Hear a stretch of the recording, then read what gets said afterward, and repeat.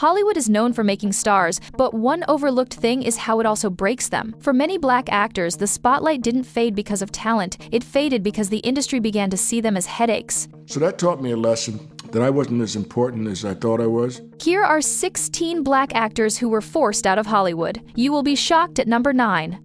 Starting off, we have number 16, Dorothy Dandridge.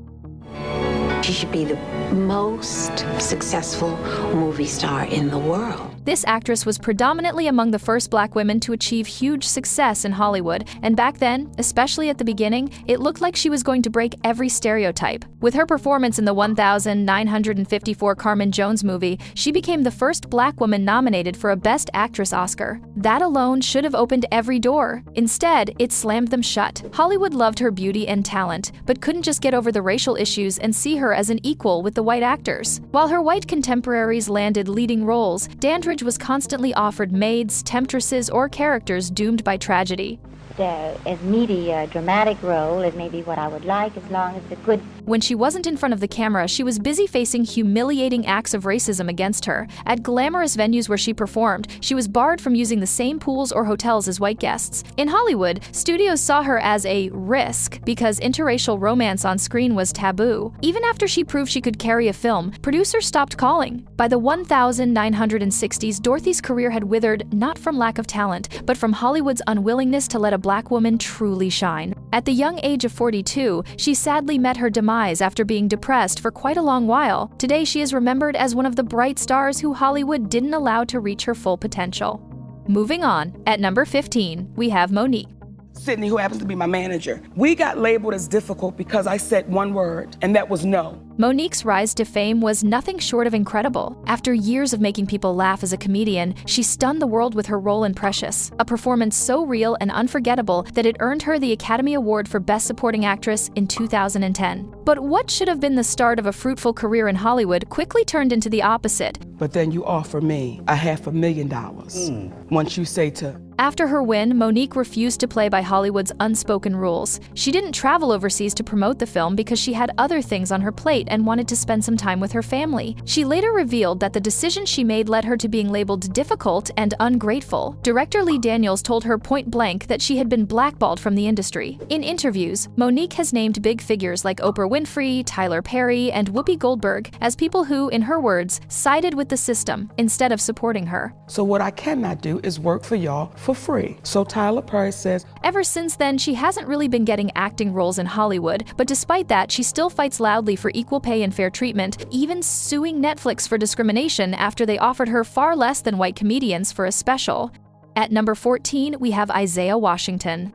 So it was a very complex situation, and I created a situation where I was a perfect storm. Popularly known for his role in Grey's Anatomy as Dr. Preston Burke, Isaiah Washington was every fan's favorite, admired for the depth he gave his character. But in 2007, his career took a nosedive after an explosive argument on set with his co-stars. Later on, reports surfaced that Washington had used a homophobic slur on one of his co-stars, T.R. Knight. The backlash he got from everyone in Hollywood was immense, and the more he denied it in interviews, the worse the backlash became. Even when he finally tendered an apology to his co-star and every other person involved, things were still not looking up for him. ABC later fired him from the show, and Hollywood quickly closed its doors. Washington later came out to say that he felt the punishment was harsher because he was a black man, claiming that other actors had survived similar scandals without being completely pushed out. In interviews, he's expressed regret but also frustration at how the narrative defined his career more than all the work he had put in. For a while, he only found small roles in independent projects. In 2014, he made a brief return to Grey's Anatomy, but it didn't lead to a real comeback. Later on, in 2023, he retired from acting, stating that the haters have won.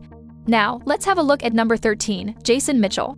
When Straight Outta Compton hit theaters in 2015, one actor instantly stood out, Jason Mitchell. His portrayal of Eazy-E was so raw and electric that critics and fans immediately marked him as Hollywood's next big thing. That performance led him to projects like Mudbound on Netflix and even a starring role on Showtime's The Chi. In just a few years, Mitchell went from an unknown to one of the most promising young actors in the business. Jason, we need to talk to you about this activity that went on.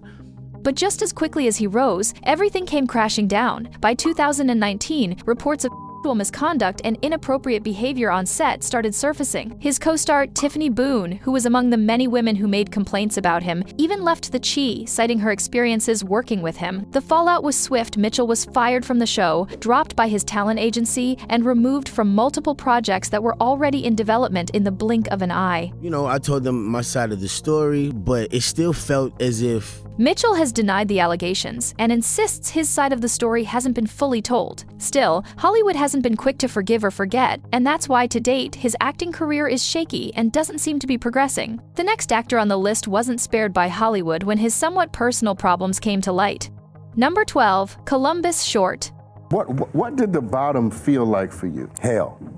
At one point, Columbus Short was everywhere. He had danced alongside Britney Spears as a choreographer, starred in Stomp the Yard, and then landed the role that made him a household name, Harrison Wright, on Scandal. With Shonda Rhimes' hit series dominating primetime, Short looked like he was set for a long run as one of TV's most in-demand actors. But behind the scenes, his personal life was spiraling. In 2014, a string of legal troubles, including domestic violence allegations, bar fights, and substance abuse issues, became public. The headlines started overshadowing his work, and ABC made a quick, brutal move. They wrote his character out of Scandal entirely. In interviews, Short admitted he was struggling with addiction at the time and said he sabotaged his own career by not getting help sooner. Though he's tried to make a comeback with smaller projects and even spoke about turning his life around, Short never recaptured the momentum he had in his Scandal days. Producers, directors, and the show, people aren't calling him like they used to back in the day. When you look at him, you can see how fast Hollywood distances itself when an actor's off-screen troubles overshadow their talent. Number 11, Nate Parker. When The Birth of a Nation premiered at Sundance in 2016, it felt like the start of a new era. The film, directed by and starring Nate Parker, told the powerful story of Nat Turner's slave rebellion, and it received a standing ovation that seemed to crown him as Hollywood's next visionary filmmaker. Fox Searchlight even paid $17.5 million for the rights, one of the biggest deals in Sundance history. Do you feel guilty about anything that happened that night? I don't feel guilty. But before the film's wide release, Parker's past resurfaced. A 1,999 allegation from his college years at Penn State came back into the spotlight. Although he had been acquitted in court in 2001, the renewed attention, coupled with the tragic fact that the accuser had taken her life, sparked intense backlash. Instead of celebrating his film, media coverage and public opinion shifted toward the controversy. When Parker was asked about the case during an interview, he said that he wasn't guilty of anything and didn't feel sorry because he didn't do anything wrong, just as the court confirmed. Do you feel you did something morally wrong? As a Christian man, Although his movie was such a great success after its premiere, the same thing can't be said about his career. It's not as sought after as it was before the scandal, but he's still trying to rebuild himself. Let's take a look at number 10, Nicole Beharie. You can be walking on eggshells and it still be like she's stumping too loud. Yep. When Sleepy Hollow first hit TV screens, fans were excited to see Nicole Beharie leading a major network show. It felt like a big step forward finally, a black woman at the center of a hit supernatural drama. But behind the scenes, things weren't nearly as groundbreaking as they seemed. Beharie later revealed that while filming season 2, she became seriously ill with an autoimmune flare and a C. difficile infection. Instead of being given time to recover, she was pressured to keep working, while her white co-star was granted rest. To her, this was giving double standards. But to others, there wasn't anything wrong, and she was simply being difficult. It didn't take long before she was blacklisted by some top shots in the industry. Although she fell, it didn't take long for her to get back on her feet. It started slowly with a breakthrough role in Miss Juneteenth, and now an Emmy-nominated return in The Morning Show. At number 9, we have Terrence Howard. So why not? Let's work together. When Iron Man dropped in 2008, Terrence Howard was right there at the center of it all, playing James Rhodey Rhodes. He was set up for a long run in the Marvel Cinematic Universe, but by the time Iron Man 2 came around, Don Cheadle had replaced him. The official story was, contract negotiations fell through, but Howard has always been open about what really went down. In interviews, he revealed that Marvel drastically slashed his pay by as much as 2/3 after the first film's success. But that wasn't the only time something like that happened, because in 2021, Howard sued 20th Century Fox, which is now under Disney, over unpaid royalties tied to merchandise and his likeness from Empire, claiming the show's logo was based on a still of him from Hustle Flow. Then, in December 2023, he filed another lawsuit, this time against his own agency, CAA, accusing them of fraud and breach of duty by convincing him to accept a below-market salary while they represented both him and the show's producers. Howard's push for what he felt was fair compensation clearly isolated him from major studios. As he put it in a podcast, "You don't mess with the mouse. I sued the mouse, I sued Fox, and now he's largely on the outskirts of Hollywood." Moving on, at number 8, we have Leonard Roberts. Pretty incredible, a little intimidating, but when you have such a professional, welcoming group. Back in the mid-2000s, Leonard Roberts looked like he had finally hit his stride with Heroes. His character, D.L. Hawkins, was central to the story, but behind the scenes, things weren't as smooth. Roberts later revealed in a powerful essay that his exit wasn't because of poor performance, but because of tensions with castmates and a lack of support from producers. He spoke about the subtle but painful experience of being treated as an outsider on set and how his concerns were dismissed. Instead of being nurtured, his career momentum stalled. Hollywood often hides behind creative decisions, but in Roberts' case, it sounded more like politics and prejudice. The role could have been a launching pad, yet he was written off the show, and his career never fully recovered. Let's have a look at number 7, Sidney Poitier. Sidney Poitier is celebrated today as a trailblazer, but his journey wasn't without struggle. In the 1950s and 60s, he broke barriers with films like Guess Who's Coming to Dinner and In the Heat of the Night, playing dignified, intelligent black men at a time when Hollywood preferred stereotypes. But that came with a price. Poitier often found himself typecast as the perfect black man, always noble, always safe, which limited his range. Behind the respect, there was also resentment. He was criticized by parts of the black community for taking roles that felt too sanitized, while white Hollywood saw him as a token who'd served his purpose. Morgan Freeman, that you illuminate your presence. By the 1970s, Poitier stepped back from acting, partly because meaningful opportunities dried up. Though he later thrived as a director, it's clear Hollywood wasn't ready to consistently give him the freedom his talent deserved. He forced change, but it cost him too. Number 6, Esther Rolle. I'm totally unprepared, ladies and gentlemen. Thank everyone who are so responsible for me being in this.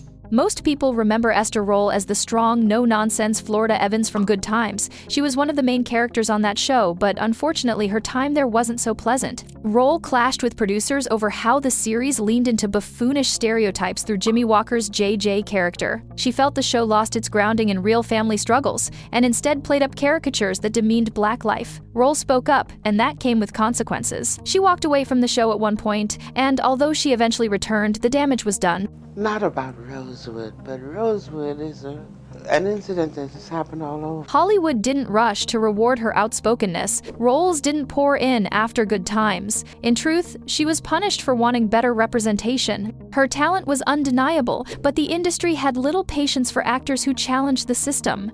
Let's have a look at number 5, Darius McCrary.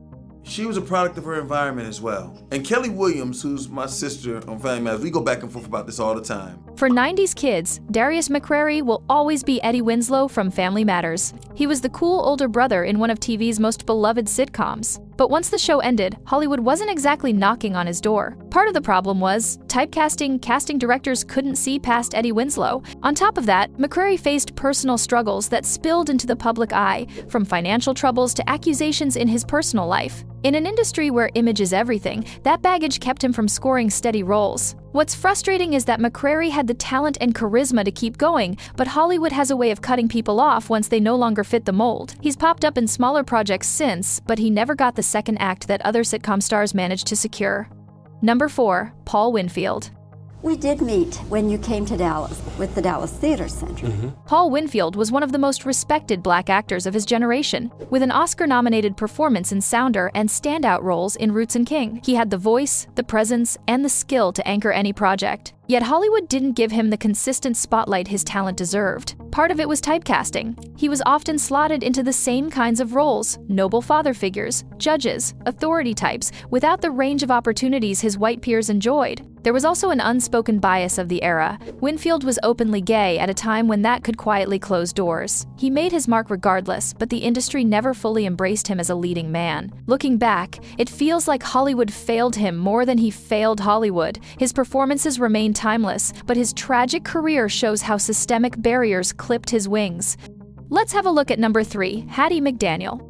Hattie McDaniel made history as the first black person to win an Academy Award, thanks to her role as Mammy in Gone with the Wind. But what should have been a door-opening moment turned into a trap. After her win, Hollywood refused to offer her roles that weren't servants or maids. She was restricted to particular characters, and when she pushed for more dignified opportunities, the industry simply shut her out. To make matters worse, she was criticized by parts of the black community for taking stereotypical roles, which left her in an impossible position. McDaniel often said she'd rather play a maid for $700 a week than be one for $7, but the truth is, Hollywood never allowed her to grow. Her Oscar didn't protect her from discrimination, in fact, it amplified it.